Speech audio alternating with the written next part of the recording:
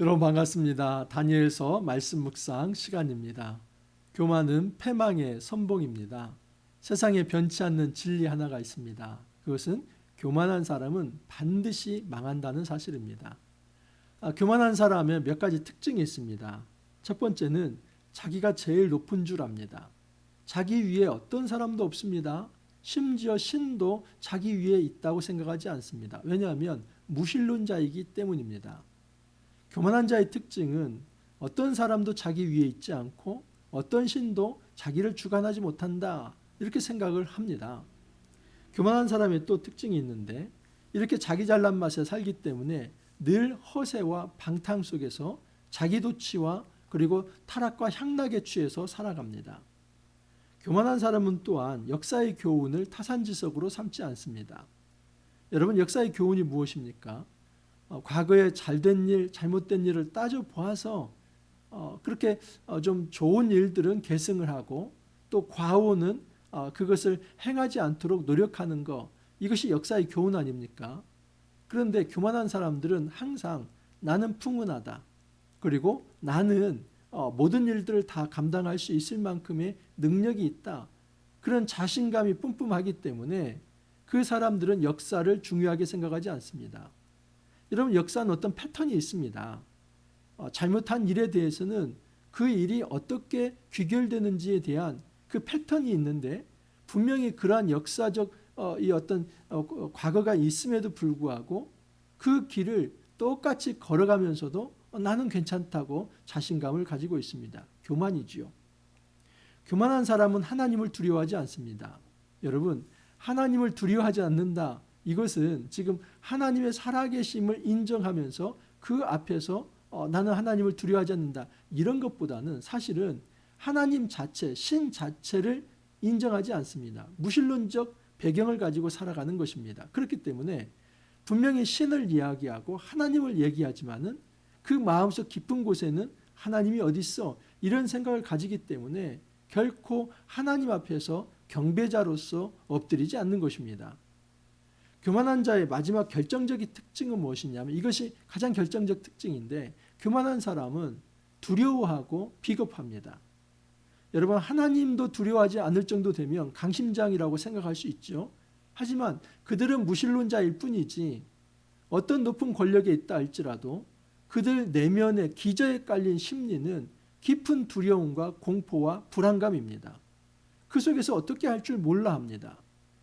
여러분, 이런 교만한 사람의 아주 대표적인 케이스가 이제까지 우리가 묵상했던 느부갓네살입니다. 그리고 오늘 본문에 나오는 이제 느부갓네살은 사라지고 그의 아들 벨사살이 등장을 합니다.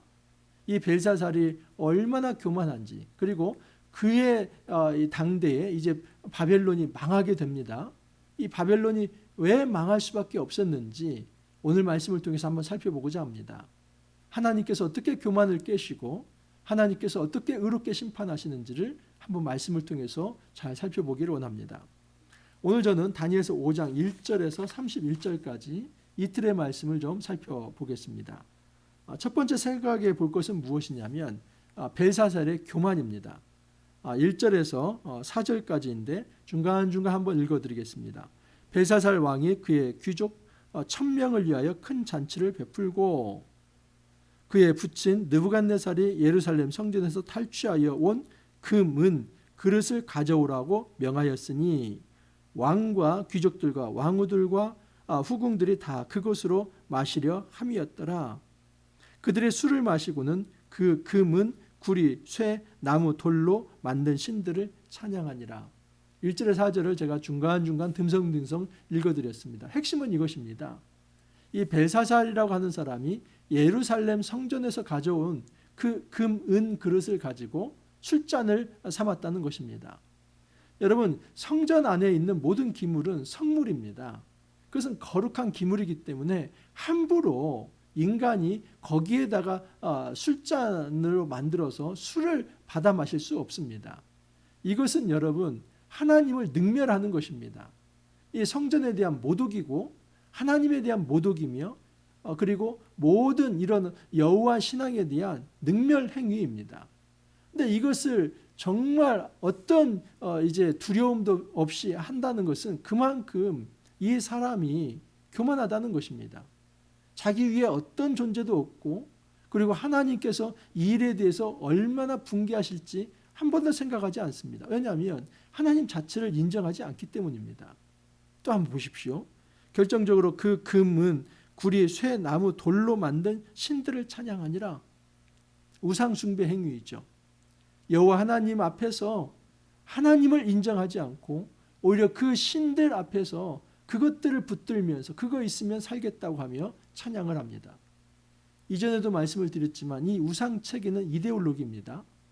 우리는 많은 경우 이 우상을 종교로 생각을 합니다. 하지만 이 종교가 이데올로기화 된 것이 바로 우상입니다.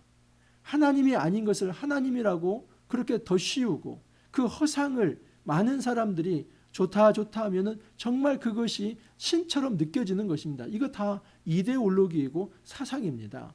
그 체계에 들어오지 않으면 협박하고 또 회유하고, 여러분 이것이 세상의 이데올로기, 이 우상 이데올로기지 않습니까? 여러분 지금 이 벨사살은 교만한 사람이 가질 수 있는 것은 다 가졌습니다. 자기 멋대로 행하고 하나님도 그의 안중에 없고, 그리고 그는 정말 이제 우상을 숭배하면서 그렇게 다른 사람들 앞에서 자기 도취와 향락에 빠져 살아갑니다.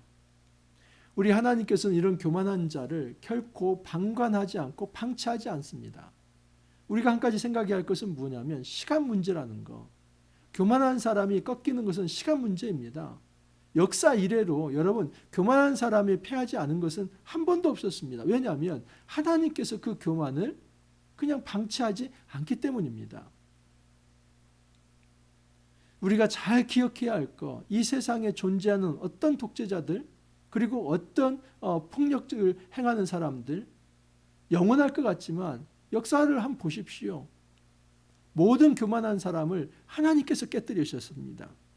이제 하나님께서 어떻게 이 느부갓네살의 정말 이 그 넓적다리를 이제 오금이 저리게 하는지 한번 보시기 바랍니다. 그때에 사람의 손가락들이 나타나서 왕궁 촛대 맞은편 석회벽에 글자를 쓰는데, 왕의 글자 쓰는 손가락을 본지라 이에 왕의 즐기던 얼굴빛이 변하고 그 생각이 번민하여 넓적다리 마디가 녹는 듯하고 그의 무릎이 서로 부딪힌지라. 이 오금이 저린다고 하지 않습니까? 이 넓적다리가 녹는 듯하고, 그리고 덜덜덜덜 떨면서 이 무릎이 맞부딪히고 있습니다. 교만한 자의 대표적 특징, 마지막 특징이 뭐라고 했습니까? 그 사람은 겁이 많습니다. 그리고 결정적으로 그 사람은 비겁합니다. 굉장히 공포와 불안과 겁에 질려 있고 공포에 질려 있지만 그 모든 것들을 전공법으로 용기 있게 풀어나가는 것이 아니라 가장 결정적인 순간에 비겁하고 비굴하게 행동합니다. 벨사살은 그냥 이 예루살렘 성전에서 가지고 있는 그 은금 잔을 가지고 그렇게 향락에 취해서 하나님을 모독하고 능멸하면서 그렇게 이제 아무 일도 없을 것처럼 그렇게 세상 사람들 앞에서 이제 군림했지만, 이 벽에 갑자기 그 석회 벽에 이런 손가락이 나타나서 글자를 쓰는 겁니다. 얼마나 놀랐겠습니까? 거기에 기겁을 하면서 자기 얼굴빛이 변하면서 그냥 오금이 저리면서 무릎을 부딪히고 그렇게 패닉 상태에 빠져든 것입니다.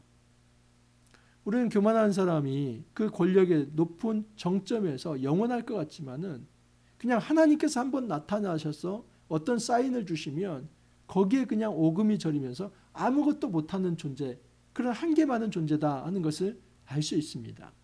자, 그래서 이제 자구책을 찾기 시작하죠. 교만한 사람은 항상 하나님이 주시는 사인에도 불구하고 하나님을 찾기보다는 자기가 의지하는 이 술사들을 먼저 찾습니다. 술사와 술객과 이 박수와 그리고 이 점쟁이들을 찾아서 도대체 이 글자의 의미가 무엇이냐 그렇게 물어봅니다. 여러분, 바벨론에 있는 모든 박사들, 지혜자들이 모였지만 그 글자를 해독해내지 못합니다. 그래서 지금 이 바벨론의 어떤 왕의 이 패닉 상태는 그 왕에게 끝나는 것이 아니라 모든 신하들에게 전염이 되어서 거기에 모여 있는 모든 이들이 이 두려움으로 가득 차게 된 것입니다. 자, 그때에 왕비가 나타나서 한마디 합니다. 과거에도 이런 일들이 있었습니다. 당신의 선친 이 느부갓네살, 여러분 여기에 보면은 느부갓네살이 왕 부친으로 표현이 되고 그 다음에 여기 벨사살이 아들로 표현이 됩니다. 근데 여러분 히브리어에서 이 아브라고 하는 말은 부친, 이 어떤 아버지를 얘기하기도 하지만 ancestor, 이 조상을 얘기할 때도 이 아브 그럽니다. 아들도 마찬가지입니다. 벤 하면은 친아들을 얘기하기도 하지만 이 손자, 자손들을 가리킬 때도 벤을 씁니다. 그러니까 이 히브리어에 있어서는 이 아버지나 자녀라는 말이 때로는 조상, 선조 또는 자손 이렇게 넓게 포괄적으로 쓴다고 볼 수 있습니다. 여러분 역사적으로 이 느부갓네살 왕이 있고 또 그 중간에 나보니두스라고 하는 왕이 있고 그리고 그의 아들이 바로 벨사살입니다. 그러니까 벨사살 입장에서는 느부갓네살은 엄격히 말하면 할아버지이고 이 벨사살의 아버지가 나보니두스입니다. 근데 여기에서는 지금 이 벨사살이 바벨로니아의 마지막 왕이기 때문에 지금 느부갓네살과 벨사살을 대조시키면서 이 느부갓네살이 그렇게 교만했는데 벨사살 역시도 역사의 교훈을 제대로 받아들이지 않고 더 교만해서 이제 바벨로니아가 망했다는 차원을 얘기합니다. 그런 차원에서 지금 이 느부갓네살을 부친으로 그리고 벨사살을 이제 아들로 표현합니다. 그러나 엄격히 말하면 느부갓네살은 선친 또는 조상 또는 이제 할아버지로 조부로 표현하는 것이 더 온당합니다. 자, 그래서 그 왕비가 이 왕에게 조언을 합니다. 당신의 선친 이 느부갓네살이 그도 꿈을 많이 꿨는데 번민했을 때 다른 어떤 해석자들이 해석 못할 때에 이 벨드사살이라고 하는 이 다니엘이 그 모든 것을 해석해 주었습니다. 그를 찾아보십시오. 그래서 13절 이하를 보면 지금 이 벨사살이 다니엘을 이제 찾아와 가지고 다니엘에게 제발 이 글자를 해독해 달라고 부탁을 합니다. 그러면서 뭐라고 얘기하냐면 해석을 내게 알려주면 내게 자주색 옷을 입히고 금사슬을 내 목에 걸어주어 너를 나라의 셋째 통치자로 삼으리라 하니라.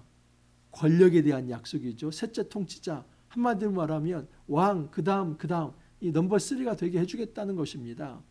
이 바벨로니아에서 이 넘버 3는 얼마나 높은 위치입니까?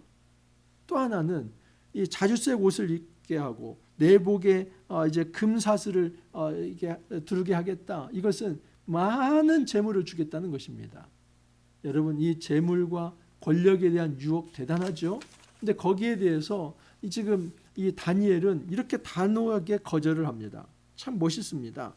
다니엘이 왕에게 대답하여 이르되 왕의 예물은 왕이 친히 가지시며 왕의 상급은 다른 사람에게 주옵소서. 그럴지라도 내가 왕을 위하여 이 글을 읽으며 그 해석을 아뢰리이다. 이 왕은 돈이라고 하면 모든 것을 다 가능케 한다고 그렇게 확신을 했습니다. 돈 가지고 못할 일은 없다고 생각했습니다. 하지만 여러분 그 현상금을 걸어도 지금 바벨로니아에 있는 모든 지혜자들 어떤 한 사람도 이 글자를 해독하지 못했습니다. 그러니까 돈으로 안 되는 일이 있는 것이죠. 근데 이 다니엘은 그 돈 안 받겠습니다. 그거 다른 사람한테 주십시오. 다만 나는 돈이 되지 않는다 할지라도 그냥 돈 받지 않고 해석을 해주겠습니다. 왜냐하면 이것은 하나님의 뜻이기 때문입니다. 멋있지 않습니까? 지금 느부갓네살이 아니라 이 벨사살은 지금 이 다니엘을 돈으로 매수해서 그 돈으로 이제 그에게 어떤 해석의 말을 들으려고 하지만 이 다니엘은 돈이 아니라 하나님의 뜻을 전하는 선지자적 입장에서 그 얘기를 하겠다라고 말을 합니다. 여러분 우리가 이런 도덕성을 가져야만 선지자적 메시지를 전할 수 있습니다. 뇌물을 받고 도덕적 윤리적으로 타락한 가운데 있다면 그 어떤 담대한 확신 있는 어떤 메시지를 전달할 수 없습니다. 우리가 도덕적으로 교회 공동체가 윤리적으로 깨끗하게 서야만 선지자적 메시지를 전할 수 있다는 것이 여기에 있습니다. 만약에 교회가 타락해 있고 교회가 더 하나님 앞에서 또는 세상 앞에서 그렇게 비상식적으로 그리고 불법을 행하는 그런 단체라고 한다면 무슨 선하고 의로운 얘기를 할 수 있겠습니까? 할 수 없지요. 정말 하나님의 메시지를 제대로 전달하려고 한다면 돈을 거부할 수 있어야만 합니다. 자, 또한 여기 보면 역사의 교훈을 이제 이 다니엘이 가르치고 있습니다.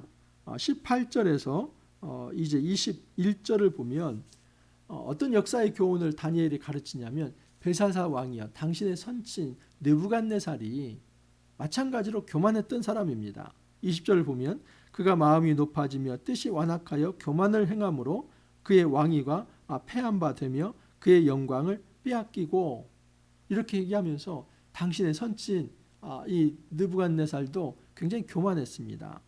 그래서 하나님께서는 그의 마음을 돌이키기 위해서 그를 폐위시키고 들짐승처럼 살게 했습니다. 하지만 하나님께서 이 세상 사람이 다스리는 사람 나라를 다스리면서 자기의 뜻대로 누구든지 패하고 또 누구든지 세울 수 있다는 걸 가르쳐 주셨고 하나님께서 긍휼히 여겨 주시사 느부갓네살을 다시 복귀시켰습니다. 이 역사의 교훈이 있지 않습니까? 그런데 왜 당신은 이 역사의 교훈을 가슴 깊게 받아들이지 않습니까? 그걸 지적하는 겁니다. 여러분 지적할 때는 칼같이 지적합니다. 22절 23절을 보면 읽어드립니다. 벨사살이여 왕은 그의 아들이 되어서 이 아들은 자손이라고도 손자라고도 볼 수 있는 겁니다. 왕은 그의 아들이 되어서 이것을 다 알고도 아직도 마음을 낮추지 아니하고 도리어 자신을 하늘의 주제보다 높이며 그의 성전 그릇을 왕 앞으로 가져다가 왕과 귀족들과 왕후들과 후궁들이 다 그것으로 술을 마시고 왕이 또 보지도 듣지도 알지도 못하는 금, 은, 구리, 쇠와 나무, 돌로 만든 신상들을 찬양하고 도리어 왕의 호흡을 주장하시고 왕의 모든 길을 작정하시는 하나님께는 영광을 돌리지 아니한지라. 아마 이 얘기 들으면 그냥 이 면도칼로 자기의 심장을 도려내는 듯한 그런 어떤 날카로움을 느꼈을 것입니다. 아주 예리하게 마치 그냥 메스로 수술을 하듯이 다니엘이 벨사살의 잘못을 다 지적하고 있습니다. 벨사살은 지금 이전에 느부갓네살의 그 역사의 교훈을 보고도 그것을 알고도 다 알고도 아직도 마음을 낮추지 아니했다. 느부갓네살이 그렇게 교만해서 망했는데도 그것을 다 알고도 당신은 여전히 전철을 되받고 있다고 이야기를 합니다. 또한 도리어 자신을 하나님의 주제보다 높인다고 합니다. 여러분 이것이 교만이지 않습니까? 이 벨사살이 이렇게 교만했던 사람입니다. 자신을 하늘의 주제 하나님보다 자신을 더 높였습니다. 그래서 성전 그릇을 왕 앞으로 가져다게 해서 그 1000명이나 되는 귀족들과 후궁들이 거기 그 잔에다가 술을 먹게 했습니다. 이것은 하나님에 대한 능멸이었던 것입니다. 또한 세상에 알지도 못하는 금은 구리, 쇠와 나무, 돌로 신상들을 만들어서 그것을 찬양했다는 겁니다. 그래서 이 벨사살이 짓는 모든 죄목들, 이 교만의 죄를 다 나열을 합니다. 그러면서 이제 그 벽에 석회벽에 쓰여 있는 그 글을 해독을 해줍니다. 메네 데겔 우바르신 그렇죠? 그래서 이 메네 데겔 우바르신이라고 하는 것은 지금 어떤 의미가 있냐면 다니엘이 이제 해석을 해주는 겁니다. 이미 왕의 나라의 시대를 세워서 그것을 끝나게 하셨다 함이요. 데겔은 왕을 저울에 달아보니 부족함이 보였다 함이라. 여러분 이 메네라고 하는 거 이것은 구약의 이 히브리어에 보면은 문화, 이 화폐 단위이기도 하고 또는 어떤 중량을 재는 무게 단위이기도 합니다. 그리고 이 데겔은 셰켈과 비슷합니다. 그래서 이 셰겔을 얘기하는데 이 셰겔이라고 하는 것 역시도 화폐와 중량 단위입니다. 그리고 바르시는 이 베레스인데 이 베레스 역시도 화폐와 그리고 이 중량 단위입니다. 이 문화가 가장 큰데 여러분 이 셰겔은 이 문화의 이게 문화가 셰겔의 50배입니다. 그러니까 셰겔은 이 문화의 50분의 1이라고 볼 수 있죠. 근데 이 베레스는 또 셰겔의 2분의 1입니다. 우리가 이제 1kg를 놓고 본다면 1kg가 이 메네 문화라고 한다면 이 셰겔은 한 20g 정도 되는 거고 그리고 이 베레스는 10g 정도 되는 겁니다. 그러니까 가장 큰 게 문화이고 그 다음에 셰겔이고 그 다음에 베레스입니다. 그러니까 이 지금 메네 데겔 우 바라신 이 우는 그냥 그리고 이 엔드를 의미하는 겁니다. 그래서 메네 데겔 우 바라신 하는 것은 다 이 화폐 단위 또는 어떤 중량 단위가 처음에는 한 1kg 정도, 근데 나중에는 20g 정도, 나중에는 10g 정도 계속 이게 적어진다는 겁니다. 자, 그런데 이게 언어 유희인데 이 문화는 히브리어에 또 메나라고 하는 동사가 있습니다. 그것은 무엇을 세다입니다. 그래서 이 메나라는 말을 가지고 와서 이 메네는 하나님이 이미 왕의 나라의 시대를 세워서 그것을 끝나게 하셨다. 이렇게 지금 해석을 한 겁니다. 또한 이 데겔은 테칼이라고 하는 이제 동사가 있습니다. 그것은 무게를 재다입니다. 그래서 데겔은 왕을 저울에 달아보니 부족함이 보였다. 이런 의미입니다. 또한 이 베레스는 이 페라스라고 하는 또 동사와 연결됩니다. 이 페라스는 둘로 쪼갠다 이런 의미입니다. 그래서 이 중의적 표현이 있는데 지금 이 중량 단위 또는 화폐 단위가 1kg에서 20g, 20g에서 10g 정도로 계속 이제 줄어드는 형국입니다. 근데 이것을 또 뭐라고 얘기냐면 내가 다 계산해 봤는데 계산이 끝났다. 또 하나는 이제 그 무게를 재봤는데 그 무게에서 이제 함량 미달이다. 그래서 이제 완전히 둘로 쪼개서 메대와 바사, 페르시아로 이제 이 바벨로니아가 나뉘어지게 할 것이다. 여러분 이대로 그대로 성취가 되는 것입니다. 이것을 여러분 해석을 할 때는 단지 이 하늘에서 듣는 말씀만이 아니라 하나님은 이 다니엘의 지성을 사용합니다. 다니엘은 그 당시 히브리어, 아람어, 고대의 모든 아카드어까지 다 알고 있고 그리고 그때 존재하는 모든 어떤 문서들을 해독할 수 있는 그런 지성이 있었고 하나님은 또한 그에게 이제 지혜를 허락해 주셔서 이 글자를 알게 된 겁니다. 여러분 다른 사람들도 이게 도대체 메네 데겔 우 바라신 할 때 짐작은 할 수 있었지만 이렇게 해독을 해내지 못합니다. 이 다니엘이 지성과 영성과 이 하나님 앞에서의 삶이 있었기 때문에 이것을 해독을 해냅니다. 이 말씀은 그대로 성취가 됩니다. 그날 밤에 갈대아 왕 벨사살이 죽임을 당하였고 메대 사람 다리오가 나라를 얻었는데 그때의 다리오는 62세였더라 라고 얘기를 합니다. 그날 밤에 갈대아 왕 벨사살이 죽임을 당했다. 그리고 이제 메대 사람 다리오가 왕이 되었다. 여러분 이 메대와 페르시아는 처음에는 공존합니다. 그래서 서로 같이 합쳐서 이제 이 바벨론을 무너뜨리지만 나중에 이 메대는 페르시아에 의해서 병합이 됩니다. 그래서 페르시아 고레스가 결국은 이제 모든 바벨로니아를 무너뜨리고 페르시아 왕이 되는 것이지요. 여러분 정말 이런 상황에서 이 벨사살이 얼마나 교만했고 그 교만한 사람이 심지어 말씀을 들었음에도 불구하고 이 다니엘에게 후사하고 이 현상금을 약속한 대로 주기도 하지만은 결국 그들은 돌아서지 않는 모습을 보지 않습니까? 그리고 하나님께서는 끝내 그날 밤에 이 벨사살을 메대 다리오에게 넘겨서 완전히 바벨로니아를 끝장냅니다. 여러분 이 바벨론 제국은 길지 않습니다. 역사 속에서도 한 100여 년 정도밖에 지속되지 않습니다. 그리고 그 뒤에 메대와 페르시아에 의해서 이제 또 다른 제국이 이어지고 있습니다. 한 가지 생각할 거, 여러분 교만은 반드시 교만하면 패망한다. 이거 우리 가슴 깊이 새겨야만 합니다. 내 위에 반드시 하나님이 계시다는 것을 인정해야만 합니다. 그 하나님께서 지금도 불꽃 같은 눈으로 바라보시기 때문에 우리가 하나님 앞에서 살기 때문에 그 하나님 앞에서 무릎 꿇을 수밖에 없고 하나님 앞에서 겸손하다면 세상 앞에 겸손하지 않을 수 없습니다. 사실 하나님 앞에서 교만하기 때문에 하나님 없는 그런 사람으로 살아가기 때문에 세상 앞에서 그렇게 막말을 하고 그리고 무리하게 살아가는 것입니다.